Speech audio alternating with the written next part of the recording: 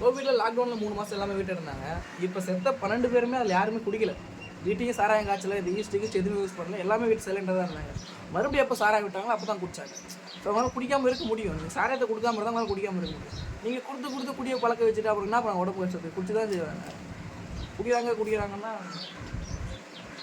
அவங்க குடிக்கிறது அவங்க தப்பு இல்லை, சொசைட்டி தப்பு தான். கவர்மெண்ட் தப்பு, சொசைட்டி கவர்மெண்ட் தப்பு, அவ்வளோதான்.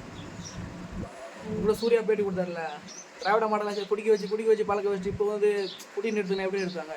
எல்லா பக்கமும் திறந்து வச்சிட்டிங்க ஒயின் ஷாப் பார்த்தாது கள்ளச்சாராயம் பார்த்தது விஷச்சாராயம். சுற்றி எல்லாத்தையும் இப்போ கல்லை தடுக்கிறாங்க.